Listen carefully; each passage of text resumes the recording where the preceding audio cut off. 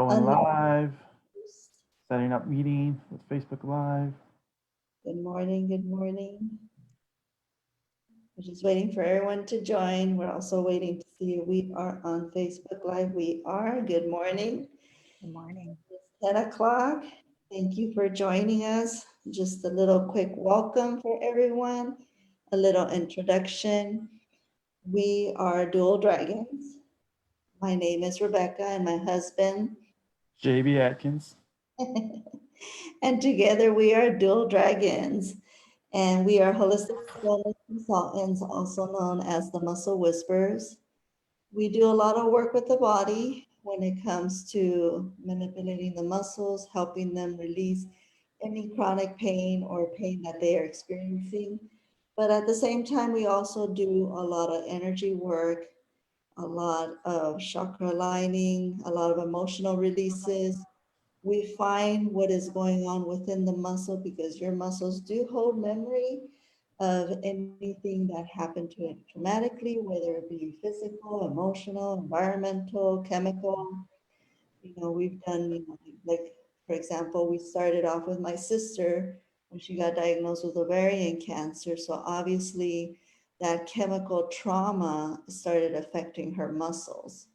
So any kind of trauma that affects you, we're able to figure out how to help you release and be able to get some relief and results right away. And we've been doing that for 2 years. Before that, we've been both therapists for many years before that. But together as Dual Dragons, we've been doing this for 2 years. The Healers Roundtable, how did it come about? Back in September, we had already been several months into COVID, and I was doing a lot of meditation during that time because it really brought everyone to a stop and a moment to kind of reflect. How am I going to better service our clients if we can't even touch them or see them? Or how is this going to work? A lot of questions arose from that. But at the same time, it was a time for us to be able to stop and think and take time for ourselves, more importantly. And so during that time, I started getting a lot of messages from my spirit guides and started journaling. And the first vision I got was this round table, the knights, coming together at the round table, how they would protect their kingdom and formulate a plan. And I saw all of us as healers coming together and formulating this plan on how to better transition during this time and, be prepared for the shift. So that's how the Healers Roundtable came about. And I started that back in the last week of September. In 7 days, formulated the first course, which was aligning the chakra, 7 day course for chakra aligning. And that helped us to ground. The spiritual guides made sure to ground us. And then in November, they formulated the course for me. They helped me facilitate how to connect with your spiritual guides through meditation, which connected us to our higher source. So first they grounded us, then they connected us to our higher source, and now they're helping me. They're helping me facilitate this course, which is spiritual connections within yourself. We did day 1 through 3 for the self, and now day 4 through 6 will be with your partner, spouse, children, that immediate surrounding group around you, your family. So that's what this is about. And today is all about the emotional and little things that I journaled from what they were telling me is how do we cleanse the past when you are coming into this new relationship, or even with children, if you're having a child, if you come into a relationship that already has children existing in it, how do you cleanse the past to be able to formulate a strong spiritual connection, not only with your partner, but with the children? And then how do you embrace the shadow side? We all have that dark side. We all have our light and our dark, our yin and your yang. We all have that little side of us that once in a while it'll come out, you know, the little devil in us comes out and tries to sabotage the relationship, you know. So how do we embrace that? You know, sometimes it's even our ego. How do we embrace that? How do we distinguish the difference of when to listen to that or when to not? Or listen to it and ask it, you know, what is the purpose of this? Why are these thoughts coming into my mind right now? Is this necessary? Is this something that I need to heal with my partner? Or is this something I need to heal on my own? And then again, loving yourself, you're making sure, like I've said from the beginning, and I'm going to repeat it over and over, to be able to heal, you need to heal yourself first before you go on facilitating healing for anybody else. So always start with yourself first. And it goes the same with relationships. Something comes up, look within yourself first. And then if you need your partner, your spouse, like JB and I sometimes will come across triggers. Some of them are meant for us to deal on our own, and some of them are meant for us to deal together. You know, that healing relationship with your partner and your spouse. Or when it comes to your children, something comes up, something gets triggered within all of us. How do we heal together? How do we make sure to keep that ego or other thoughts from judgment coming in or condition, you know, what we were been conditioned to think that, oh, this is the way. You know, nowadays we're realizing there is no way. You just go with the flow. And so I always crack up when people say there is a way, and I'm like thinking, no, not really. There really is no way. Or, you know, people are so quick to jump in and give you advice. Well, if I were you, I would do this and this and this and that. Oh, that's great. That really helped you, and that was your journey. And I appreciate the advice. But unfortunately, it doesn't work that way in my household. You know, it's we need to learn how to respect each other's households. You know, because one thing might work for you, but it might not work for others. You know, so we just have to remember that first of all. Yes, we're really quick to be able to give advice. A lot of clients always ask me for advice. And I just say, in my experience, this is what's worked for me. It might work for you, but it might not. I always say that because I don't want them to think that's the answer to their problem. This, in my experience, this has worked for us. Maybe it can work for you. Maybe you could get something from it and formulate your own way of solving whatever is, you know, bothering you or coming across. And I only share my experiences if you could get something out of it. But it's not the end all. You know, you have to find your journey. You have to find your answers. There's no booklet in parenting. There's no booklet of, we don't come with manuals. We're not born with manuals. Yes, we have a spiritual contract with our guides, but the minute we're born, it's all, that memory is wiped clean for us to figure it out. Well, there's no manual. It's just for us to figure it out. Mm. So with that, let me click on. So today again, spiritual connections with your partner and children emotionally.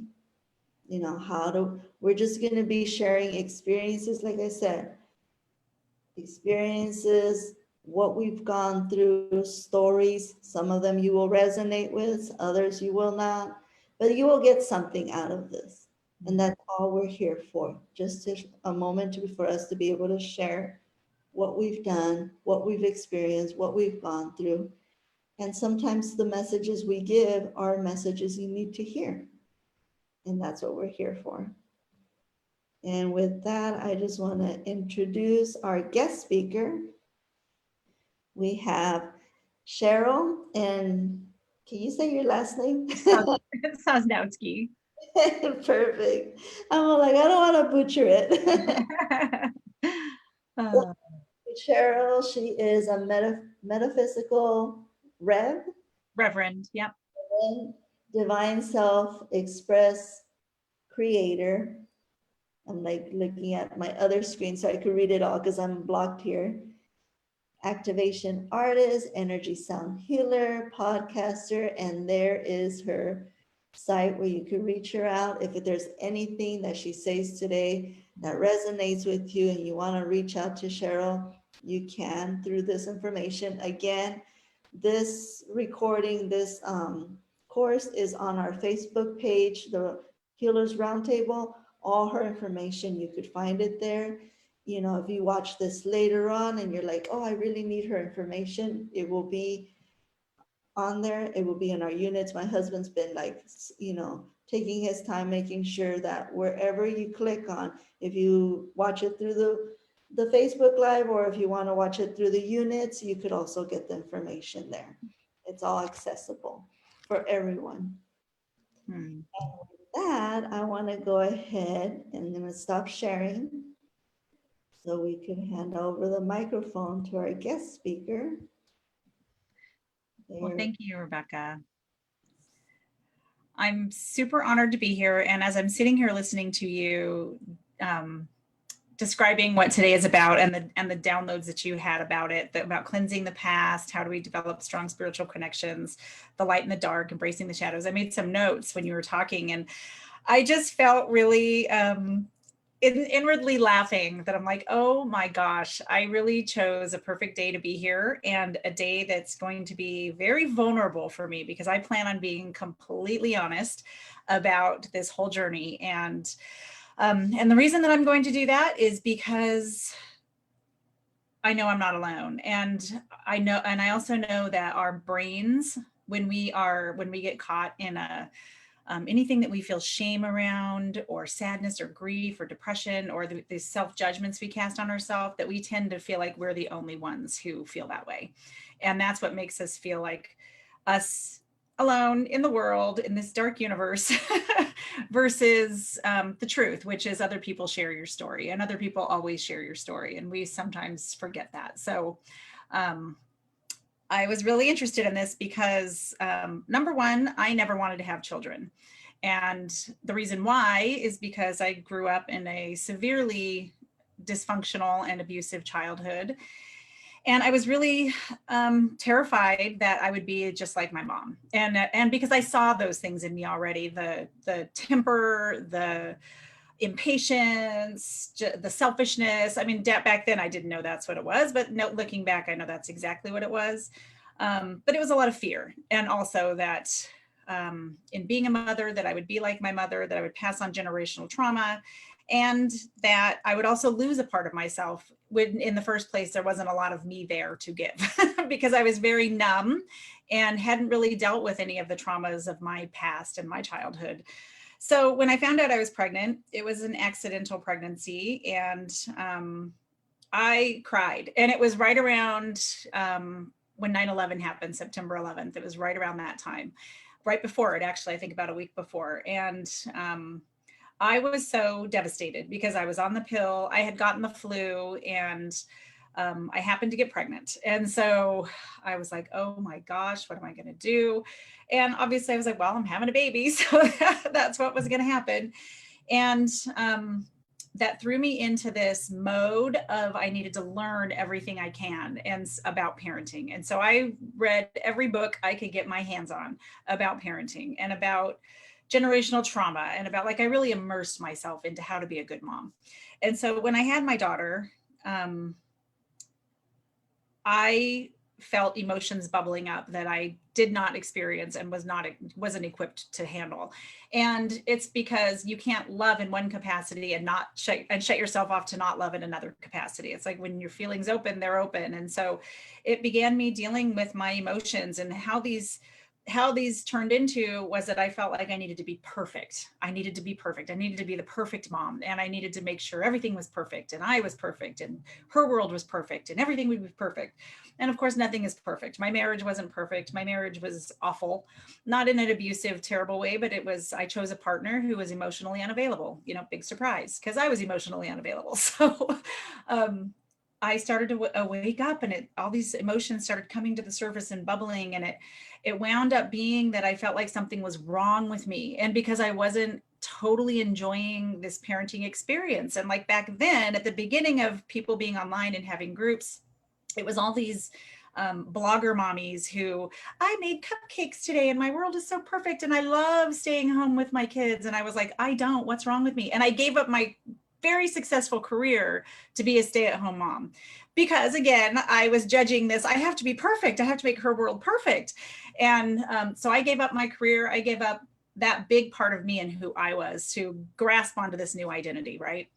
And I wasn't happy. Big surprise. And so instead of realizing and acknowledging that, maybe I should get my job back, or maybe I should go back to work, instead it was, oh my God, there's something wrong with me. I knew there was going to be something wrong with me as a mother. I just knew it. So then I had my son 4 years later, and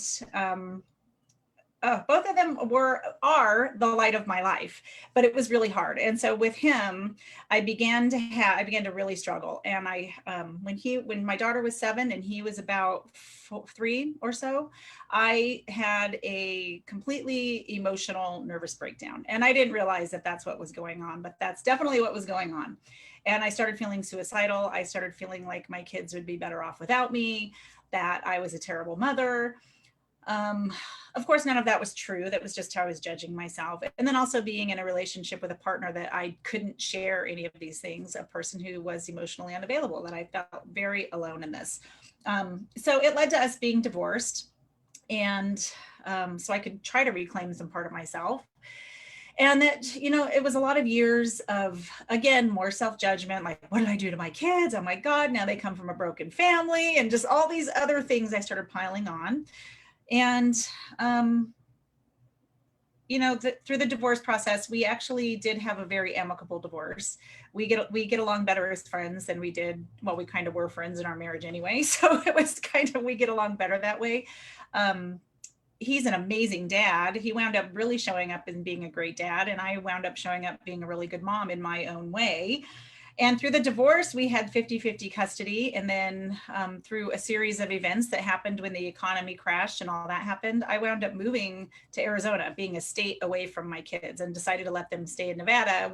They already had their schools and their home and everything. And they were going to come here when I got settled. Well, blah, blah, blah.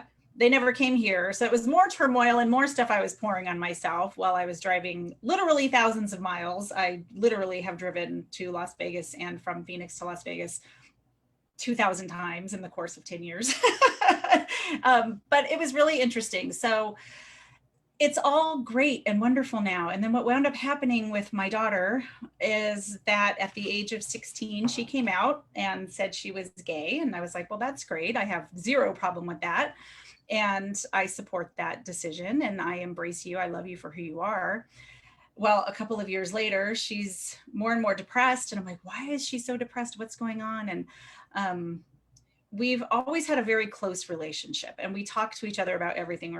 Both of my kids are very honest with me about everything. I am with them. And so she told me that she was having issues, that she felt like she wanted to be a boy. And I was like, well, how long have you felt this way? And she told me she was about 10. And I remember finding a list when she was about 11, and it said reasons I hate myself. And the number one thing she wrote was, I'm a girl. And I was like, well, what does that mean? Does that just mean because she's developing? Like, I just was not even equipped for this whole transgender thing. And so I've been going with her through this transition. He has decided that he wants to be a boy. And so, of course, at the beginning of that came a lot of judgment, where it's like, oh my God, this is my fault. If I would have just, did this differently and that. And it was a really interesting process of my own process that I went through with that, and lots of conversations with other parents who have gone through this, that led me through quickly, actually within a 6-month period, through this period of almost denial, questioning, blaming myself. And then, funny story, I was now mind you, my child has never been ever a girly girl, ever. But I was at the Dillard's, and there was this mom in there with her beautiful teenage daughter, and they were trying on prom dresses. And the girl walks out in a prom dress, and I looked at them and I just burst into tears like a crazy lady at the store, like, wow. And they were probably like, what is wrong with that woman? But it was just kind of this instant grieving of something I never had in the first place, but like this fairy tale concoction that we put into our mind of how things should be.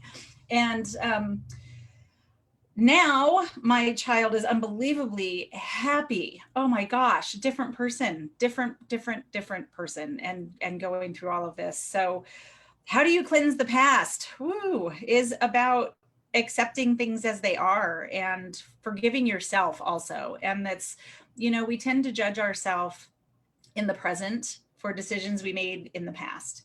And that's not fair to do to ourselves, because we always make the best decision that we can in any given moment with the tools that we have at that moment. And that's what wisdom is for, that we get older and we can look back and say, oh my gosh, I can't believe I did that. But then also say, I can't believe I had to do that. I can't believe that that's the choice I felt like I needed to make. And to have some compassion and some love and kindness towards yourself. And then that ease and that grace that you give yourself, you are able to give to your family. You're able to give that to your children, and also to recognize that, you know, our children aren't possessions. And so that's another, you know, and that's another whole flip side of this, right? I think like, wow, what if I would have chosen to stay in a bad marriage and to continue sacrificing myself for this perfect thing I felt like I needed to create for my kids, only to have my daughter grow up and tell me she's going to turn into a boy, a male, and do a totally different path, and how violated I would have felt and angry. Like, I gave up my whole life and you're going to do this? Like, I don't know if this level of understanding and love and acceptance would be there as it is now. And it's really interesting when you go along the path and you get further along, that such a part of our journey is making mistakes. I mean, that's how we learn. And I like the word mistake. It's mistake. Oops, I mistook this whole situation, and now I have an opportunity to do it differently. And so for me, cleansing the past is about forgiving yourself. And I know with me, for myself, I'm much easier at forgiving other people than I am at forgiving my own self. And so this has been definitely a path of self-forgiveness and self-love and self-respect, and which led to an authentic love for my children. So now it's not about what can I get, how do I expect them to be? I want them to be who they authentically are in the world, who they feel like they are in their heart in the world, because that's where true love, that's where true self, that's where true joy is ever going to arise from. And for me, I feel like that's our job, is we are spiritual beings here showing up in human bodies, and we're each other's teachers. And my children have been my greatest teachers. So even through this path of forgiveness and the shame that I've let go of, and the self-judgment that I let go of, and accepting things for the way that they are, and stepping into this space of total love. And then, you know, I'm always telling people this: be yourself. You're going to, you know, your authenticity is what's going to bring you joy. And then to have my child tell me that authentic for her is to become him was a very important learning for me. And that I felt like, wow, this is where I really get to practice what I preach. This is where I really get to step into this space of total acceptance of authenticity and what that looks like. And, you know, the light and the dark, the shadows, embracing the shadows. It's so important to embrace our shadows. They're our teachers. They were our survival mechanisms when we were kids. And as adults, we carry these things with us that help us to survive and put our face in the world, and our ego in the world, of how we're going to show up, and our perception of how we want people to perceive us is how I see the shadows, is really how it's putting up a masquerade of how you want other people to perceive you. That's the shadow, because you can't hide from yourself. You know the truth. So the shadow is really this false self you're putting up. And when you embrace it and you put the light on it, there's gifts in the shadows, because out of the shadow is what grows the truth of yourself and the beauty of yourself. And there's purpose in our shadows. That is where our growth comes from. It's the flip side of what we're doing now. And this loving yourself is so important. And so when it comes to marriage, now I'm remarried, and I got remarried when we've been married for 9 years now. And in the beginning, when we got together, my husband was going through a very traumatic time of his life that he had lost. It was during the whole last recession, the economic recession of 2008, 2009. He lost his company, a very big business. He lost his home, he lost his money. I had lost my family, and I perceived I had lost my children. I had lost myself, my identity, and we came together. And so that was, as you can imagine, quite a mess. However, we had this really instant, deep, amazing connection like I've never felt with anybody else. And he felt it with me too. And that carried us through that spark of like, wow, I saw you. Like we saw each other right when we met each other. We saw this higher aspect of ourselves.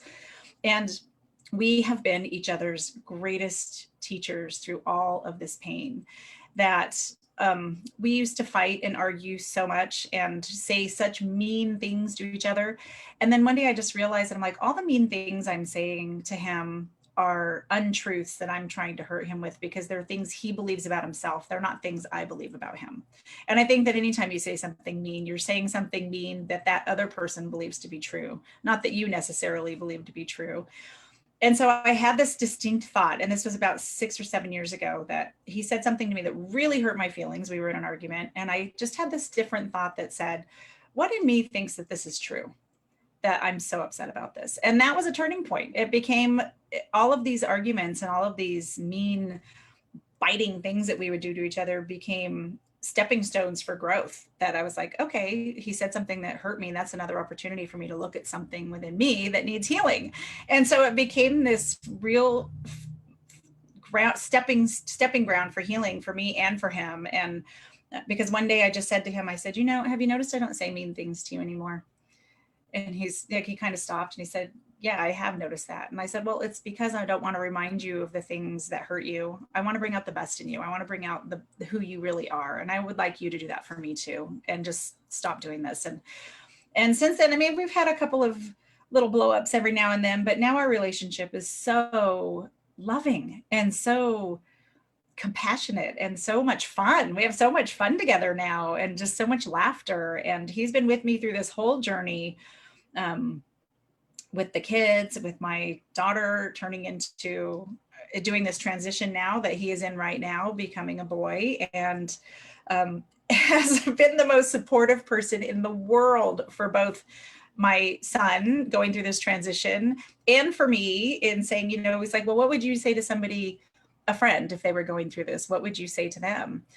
And I was like, oh, well, I'd say this and this. And he's like, well, then practice what you preach. I'm like, yes, I'm going to say that to myself. And so it really became this beautiful, like, it's just amazing how when you do start really loving yourself, authentically loving yourself, embracing it, all of it, all the messiness, all the ugliness, all the shadows, all the mistakes, all of the everything. And you stop judging yourself. And instead you step into a space of loving yourself. It really does open up this ability to truly love other people. And I don't think that you really can ever truly, truly, truly love openly, open-hearted another person until you do love yourself. And it's been a beautiful journey of watching not only myself unfold and flower, just open up my heart, and now it's not just love for my family. I authentically love everyone I meet. I see this beautiful divine being in everyone, and especially in people who I see carrying shame or fear or any of those things. I have such compassion and such a heart for people in that situation, because I've been in that situation and I know how it feels. And to step from that dark into the light is a completely different space, and it's a space of love. And it really comes from accepting our children for who they are, not who we want them to be. They're going to grow up and do what they want to do, just like we did, right? We didn't stay under our parents' houses or their roofs and still treat them like we were children. We grew up and did our own thing, and our children do that too. And I think that's really important to remember, that we are their guides. We're helping to guide them, and we're helping them to make the best decisions and authentic heart decisions for their lives. And also be willing to step back and let them fall and skin their knees. I mean, that's a big part of learning too. And I think that a lot of parents, and I know that I was so fearful of letting my children get hurt that I would have taken on that hurt for them. But in that, they don't learn anything. They don't learn. how they, they don't learn their own life lessons that we all need to learn. And they don't necessarily come on velvet carpet. It's just rolled out where here's your life lessons, learn them the easy way. I've never met anybody who's had that grace. So that's kind of my story, and being a reverend and helping people through these things, and working through this transition with my son right now. And it's very interesting. I never in a million years imagined that I would be where I'm at right now today, but I wouldn't change it for all the money in the world. I'm so grateful. It's like a space of deep gratitude and humility and love, and just this really acceptance of people for who they are and where they are. I really appreciate meeting people for where they're at. So with that, if anybody has any questions, I would be more than happy to answer them, or any comments or anything like that. Or I know I'm not alone in this. And it's interesting when you open up your story that you start hearing other people going, oh my gosh, I'm going through that, or my best friend is going through that, or everybody knows somebody who's experiencing something similar. It's very interesting. Definitely reminded me of my story and my journey, along so of connecting with myself and connecting emotionally to my lovely wife now. One of my first experience, say, dating someone that had a child, getting out of the military, was we're just kind of free. We had no concern about commitment, and supposedly she was on the pill. She ended up getting pregnant. And of course, she started having the emotional experience once she confirmed the pregnancy. And me being kind of free spirit is like, look, I respect you're the one carrying this baby. I'm pro-choice, whatever you choose, because respectively, I can't choose for you. And of course, a couple of weeks, her marinating on that. And of course, she's like, I wanted to have a child, but I never wanted to have your child. Oh. One, carrying that for who knows how long until I just continue my dating life. And again, I dated another single mom, 2 childs, probably almost closer to my age because I like older women. And again, it was very interesting how that manifested. She was never truthful to me. It's like, okay, picking up the messages that you're sharing, like, was I ever truthful to myself? The only thought of, or she sensed I was ready to walk away and just end the relationship, she didn't show interest in what I was interested in. But if I focus all my energy on her and helping her grow her business and just kind of play house with her, everything was fine. But when I started to stand on my own, start building my business or my gifts as a healer, massage therapist, nasty side of her started coming up, until I had a very spiritual friend kind of help me see the other side, this more spiritual side, and the attachments that she clinged on to me and drive the wedge between me and my mother. I lived with my mother at the time, yet I never really spoke to her. So it's kind of interesting recognizing those patterns. And of course, I have these things I was holding on to as time went on, and meeting up Rebecca, where really didn't care for any relationship with, I was just gonna go finish school. She happened to open up her home. I was renting a room. And then we started working together. So, okay, if anything, we'll be good friends and good partners of working together. And of course, hearing all the signs from other people, like, oh, how long you been married? It's like, we're not married. We work together. And it's like, oh, but your guys' aura is like one. And hearing it multiple times, like, okay, thank you. No. But then there's this whisper, because I was at that pinnacle point for me that, okay, either holding on to these 2 painful memories along with other stuff that I was carrying, or let it go. And listening to this one little voice, my higher self, my guardians, you're meant to be here. Just stay. It's so easy to listen of other external factors. You got to move out and just, I'm going to just move on with my life. Got this training, probably get back into Uber again, because that seemed to be a healthy platform for me to build up connections and network. But no, but listening to that inner self, that's underneath the rubble or whatever destruction of your building, of your foundation that we all have to rebuild and remind ourselves to really connect. And I'm so grateful. I am so grateful that Rebecca shined her light to let me see that I was meant to be here. Oh, that's beautiful. A couple people in the chat have put that they liked the way that I phrase mistake. Yeah. And thank you. Yeah, it does help to reframe. It's interesting how that word's always been there, right? But then when you reframe it, it puts a different definition and a different way of looking at things. And we all have our mistakes. Aw, life's a journey. It is. A journey of mistakes and redos.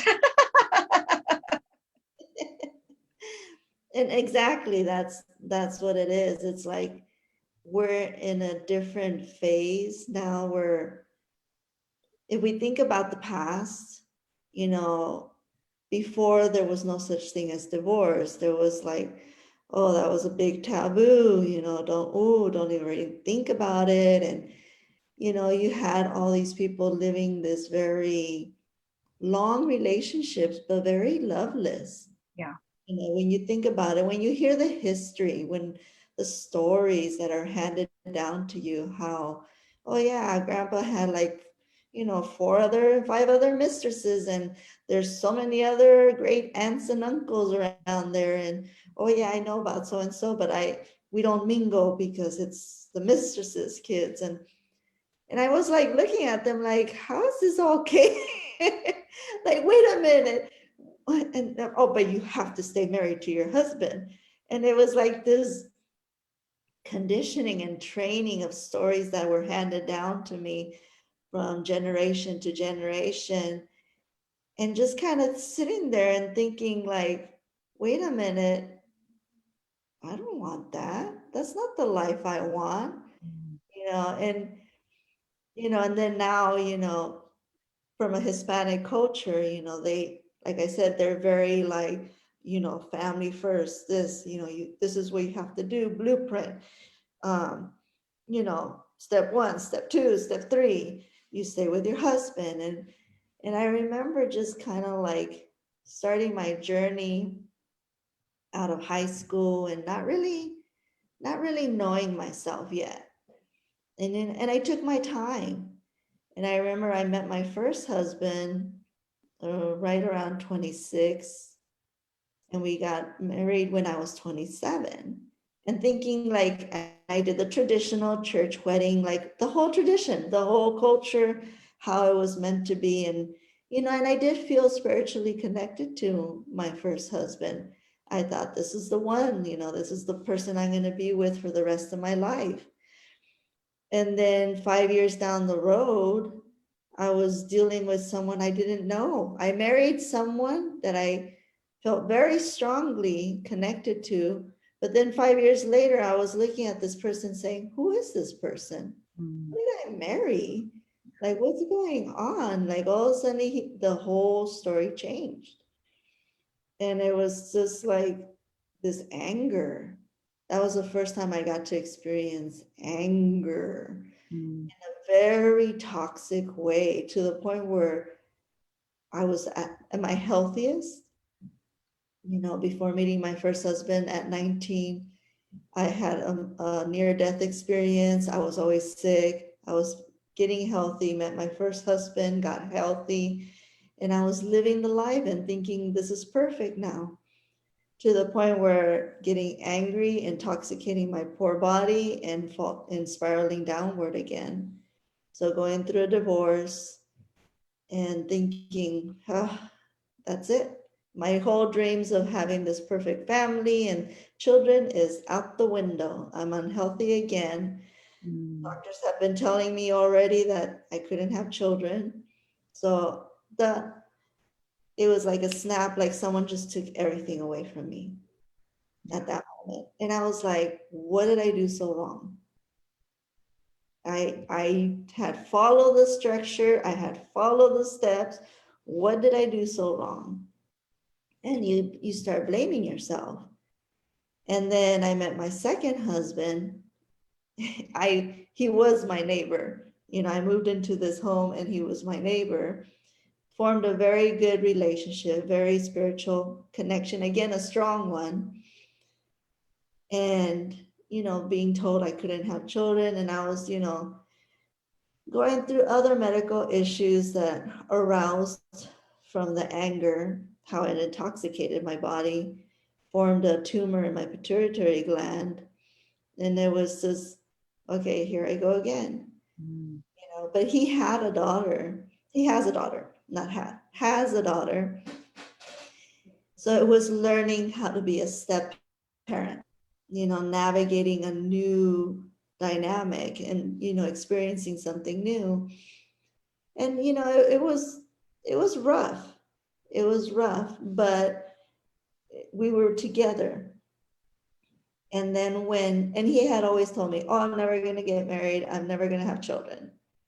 Well, we ended up getting married and I ended up getting pregnant. And so the miracle of our daughter came, but the minute she was born, he spiraled downward. And something broke in the relationship. I felt the most loneliest as a parent at that time. I was a new parent. I didn't know what I was doing.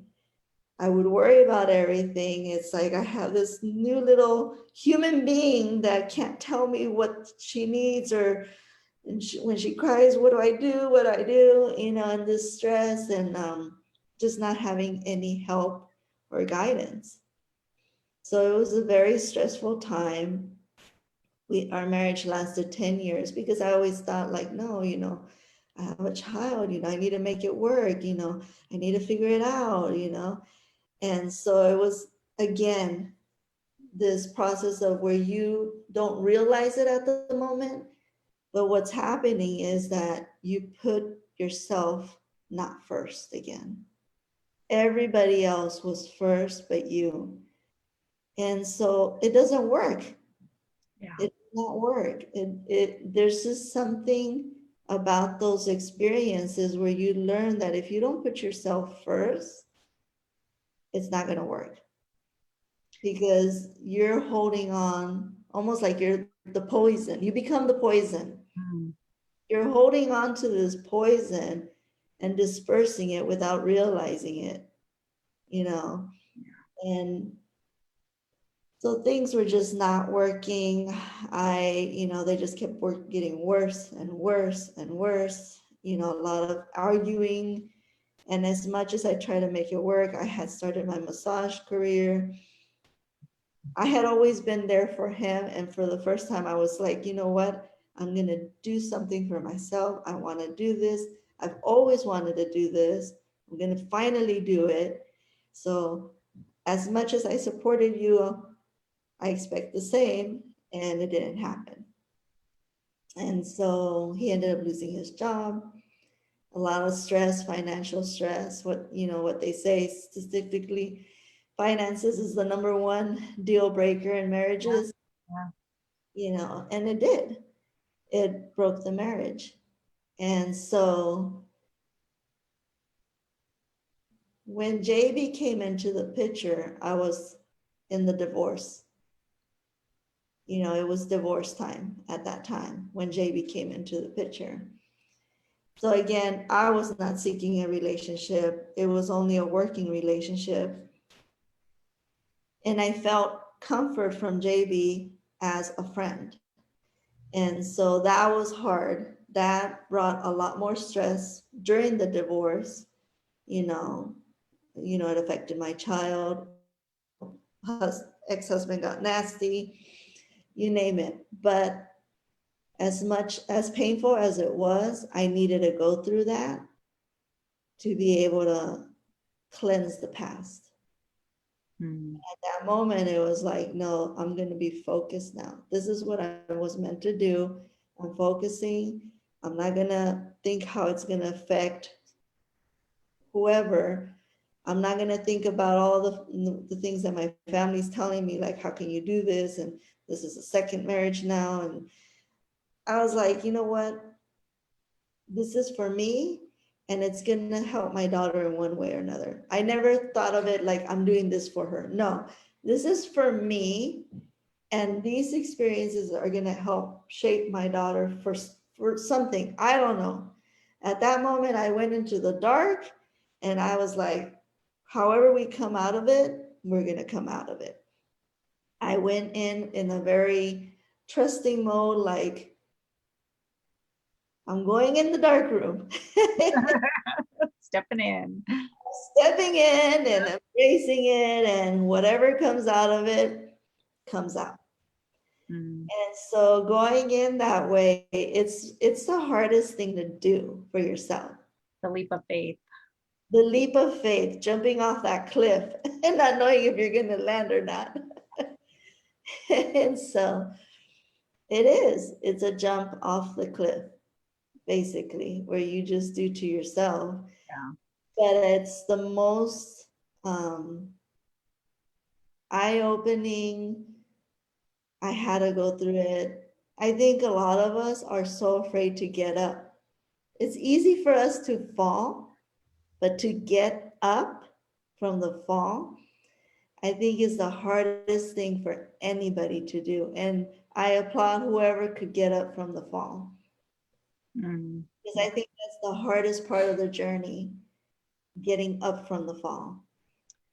yeah. And climbing our way back out, right? Exactly. And so with that, also my daughter, ever since she was age 3, had been telling me, "Oh, mommy, I was born in the wrong body. I'm a boy." Oh, yeah. You told me that. Yeah, and so it's been unique going through that journey with her. And just, like you say, just doing the best you can, just talking to her. I've always talking very open to her, like, okay, that's okay. But just know that just because you were born in a girl body doesn't mean that that's what you're labeled as. Yeah. That was the one thing I think that helped her kind of like realize, like, I'm okay. It's okay. Yes, it's okay to be born in this body for a reason. And that's what I try to explain to her. We are put in a place, in a position for a reason. We don't understand it at the time, but Can you there's hold on one quick second? I'm so sorry. Someone keeps coming to my door. So you can keep talking. I'll be listening. okay.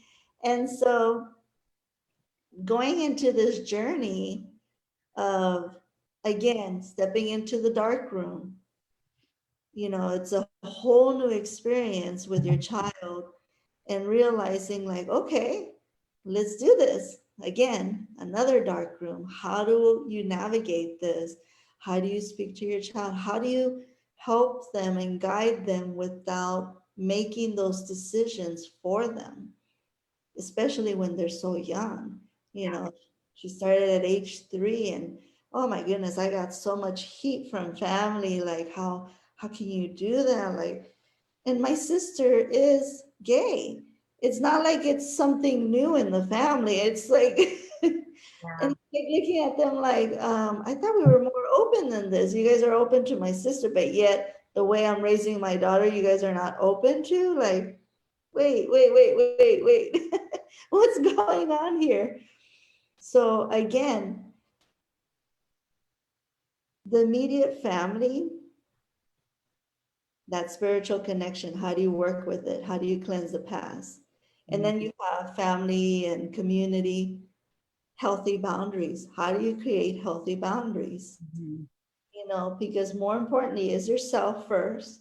And Yes. from yourself, it resonates to the immediate. And then from the immediate, it resonates to the exterior. Yeah. So again, my only advice for everyone is, through my experience, is like, you first. Whatever triggers you, whatever emotions come up, whatever you need to deal with it first. So that way you know how to help others, how to deal with what might be coming to them. And with my daughter, it's been that way. We've been on this journey. She's now 10. She's starting to develop. She's starting to go through those changes. And I've been very open with her, like, this is what's going to happen. And, oh, I don't like that. I'm like, nobody likes it. I didn't like it. I'm a girl and I still don't like it. Do you think I like this? Do you think I like putting these Band-Aids on? We call them the Band-Aids, the tampons. Yeah. Ugh. I like putting these tampons every month. It's like the worst thing ever. Hard to be a girl. That'd be a lot. Likes this. I would love to talk about boundaries and self-love. Yes. And I actually wrote a post about boundaries on Facebook not too long ago, because the realization that I've come to know about boundaries is that they're not for other people. They're for you.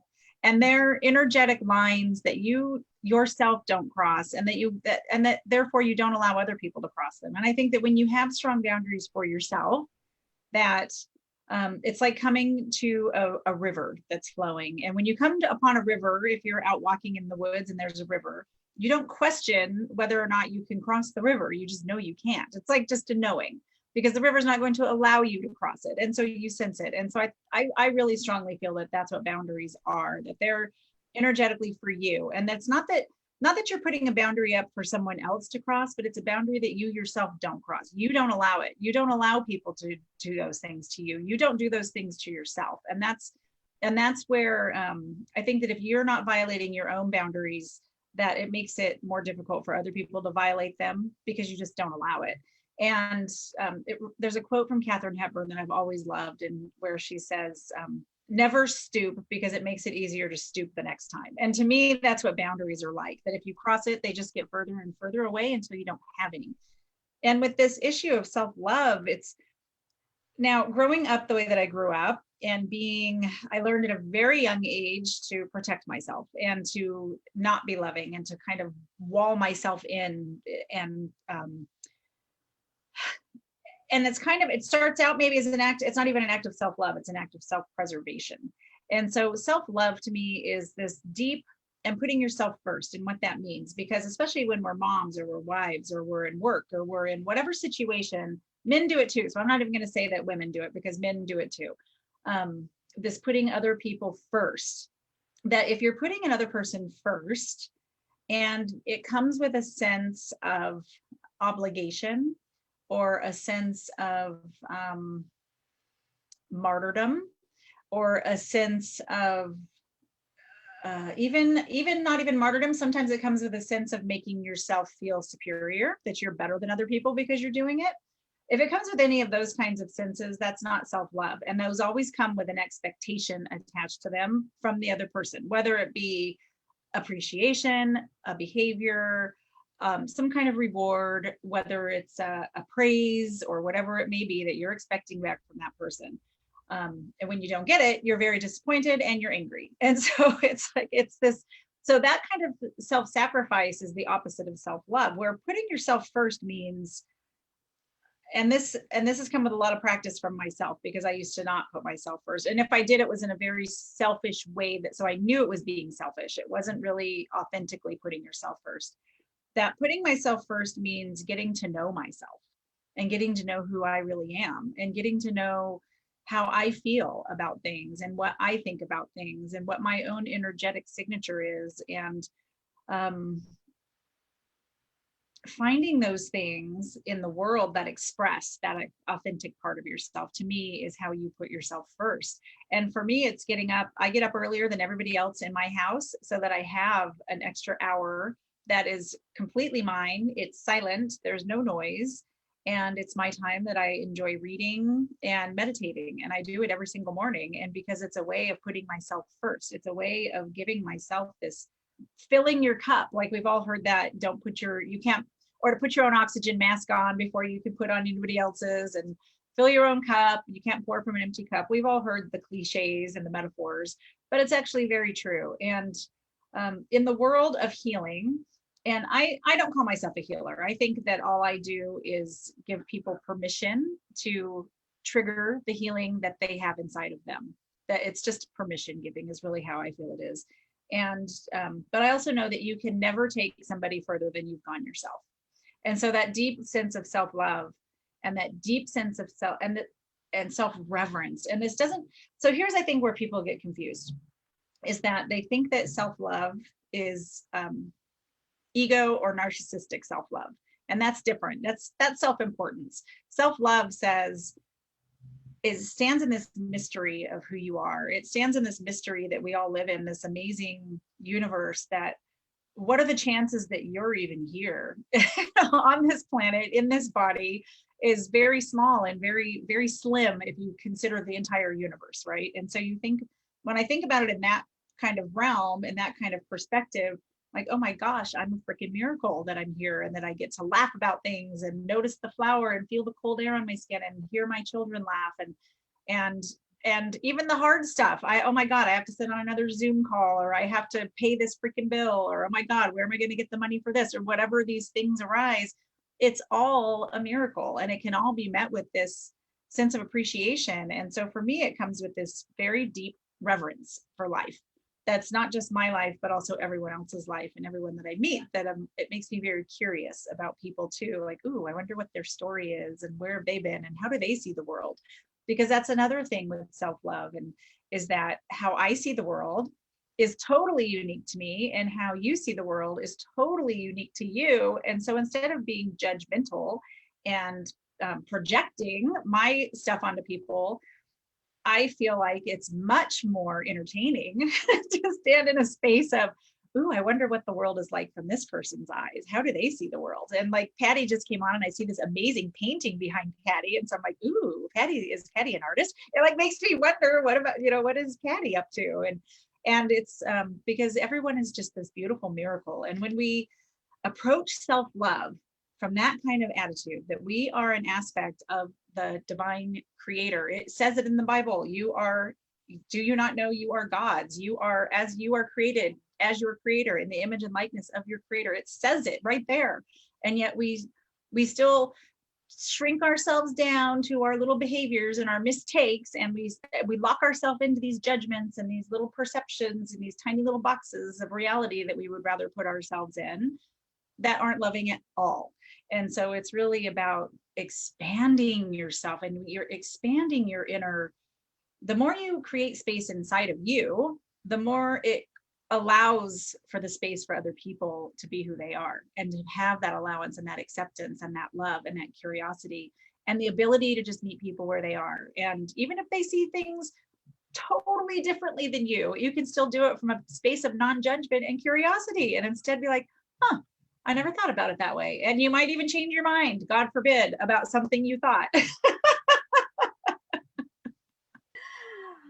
I absolutely love what you brought up at the end here. I've been listening to your whole piece here, or your presentation, and thank you so much for bringing up the healthy boundaries piece and just this whole wrap up here. I couldn't not come on and just offer gratitude, because it was a huge piece that I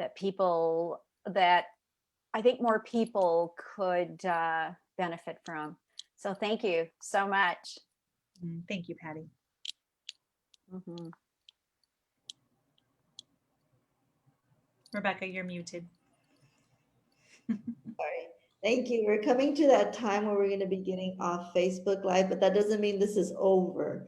You're welcome to join us via Zoom. We always stick around a little longer afterwards for more of a private session. If there's any questions that you want to ask, because sometimes the people that join is like, oh, I want to ask a question, but I don't want it on Facebook Live, which is totally understandable. So we always stick around a little longer afterwards. So if you want to have that privacy to be able to ask these questions, we're here for you to answer them. And so it makes it, a much smoother transition to be able to answer your questions. And with that, I just want to say thank you to everyone who joined in. Thank you to everyone who has been watching it through Facebook Live. I hope you continue getting something out of it. Make sure to join us tomorrow. We have Patty tomorrow. She's here. That's right. Thomas. That's right. That's tomorrow, isn't it? Tomorrow. So we have them tomorrow, bringing in another part of the mental part of spiritual connection. So make sure to join us tomorrow. Make sure to join us Sunday. It's always like, it always gets it's really good from the beginning, but it always gets so much better each day. So make sure to watch, if you didn't watch day 1 through 3, make sure to watch those so that way you could really savor the ending of it all. And so with that, I just want to say thank you to everyone, and I'm going to pass the torch now to my husband. Thank you all. Remember to stay healthy and breathe intentionally. Until next time.